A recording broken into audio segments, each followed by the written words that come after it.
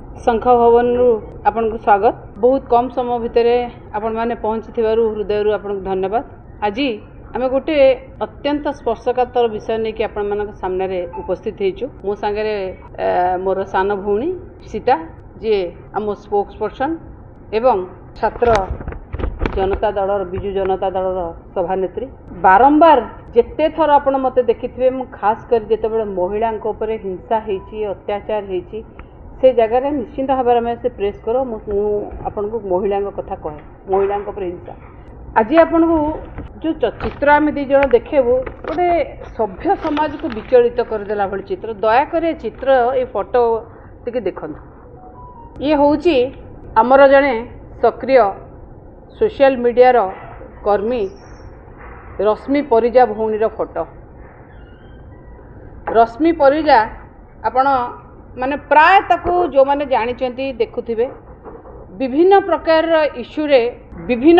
इश्यूरे सरकारी दल को समालोचना करुथंती। रश्मि परिजा छोट छोट वीडियोस करिकिना सरकार को समालोचना करती सोशल मीडिया रे लेखंती कहती फोटो पोस्ट करती सोशल मीडिया रे बहुत एक्टिव। गतकाली राति रे रश्मि परिजा गतकाली दीपावली राति रे रश्मि परिजा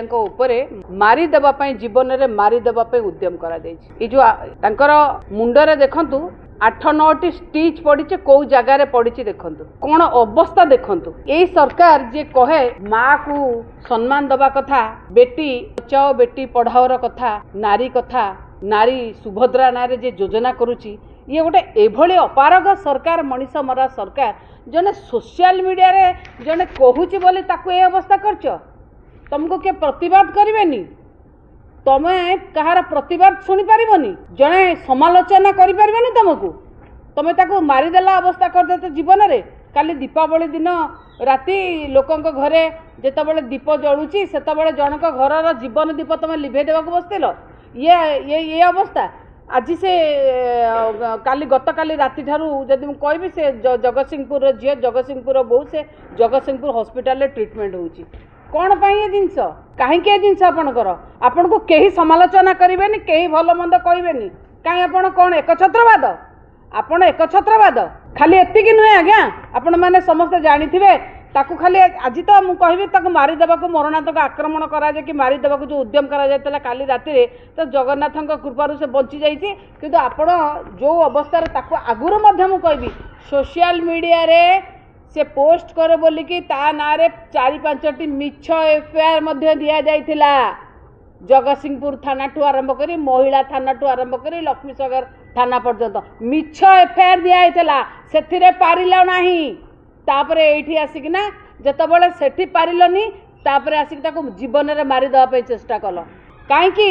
से जने मु कहूनी जे केवल रश्मि परिजा आज महिला असुरक्षित आज महिला एठी असुरक्षित ओडिसा रे सी आपणक निज दलर सौम्यश्री बिसी हौ बलंगार झियो हौ रश्मि परिजा हौ महिला प्रत्येकटी महिला को सुरक्षा देवार दायित्व होची आपणकर। आपण सरकार रे अछंती मान्यवर मुख्यमंत्री आपण गृह विभाग हाथ में रखिछंती राति पाहिला ए केस कौन पाए केस होची काहे आपण किछि कहउनांती काहे अपराधींकर मनोबल बढ़ुची काहे अपराध होची आर जवाब किया दब सरकार आपण अछंती आपणकर बड़ पंडा माने कहउचंती बेटी बचाओ बेटी पढ़ाओ बेटी बचाओ कौन आपण माने मुंड मारिकी फटेकी रास्ता रे एक रे गण दुष्कर्म करेंगे मारिकी फटेबे हत्या उद्यम करेंगे हत्या करेंगे एइथिबे लोक बेटी जन्म करेंगे और बेटी बचेबे एइथिबे मुझे मोर सान भौणी इप्सिता कहबी से मध्य आपन को ओडिसा रे एभली अराजकता चली फ्री स्पीच रो गला दबेबाकू फ्रीडम ऑफ स्पीच रो गला दबेबाकू ए भारतीय जनता पार्टी रो कर्मी और नेता माने पछौ नांती। जदि आपण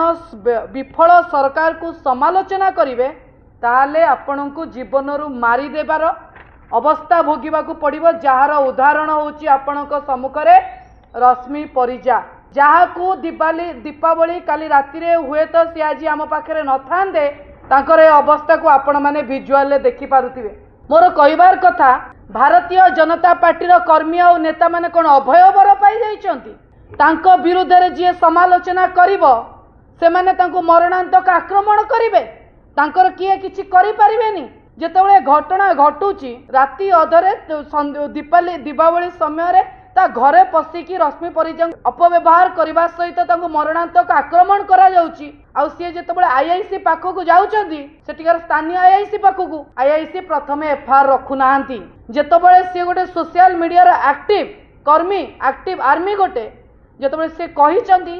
बारंबार कहवा सत्वे परवर्ती समय तांकु खाली बुझासुझा कर पठे दि जाए ये बुझासुझार फोटो आपन को देखा जाउछ। जगतसिंहपुर स्थानीय विधायक अमरेंद्र दास तांकरी लोक जी रश्मि परिजांक उपरे मरणांतक आक्रमण करिसंती सीए अमरेंद्र दास बीजेपी विधायक लोक बोली तांकु वर्तमान सुधा अरेस्ट करा जाई नाही। आज रश्मि परिजा जगतसिंहपुर रे काली को जगह रे केबे नुआपड़ा रे केबे बलांगीर रे केबे ढेंकानाल रे केबे भुवनेश्वर रे केते झियो आज्ञा मरिबे केते झियो मरिबे केते महिला असुरक्षित हेबे एटा को नुआ फरमान भारतीय जनता पार्टी ओडिसा रे जारी कला कि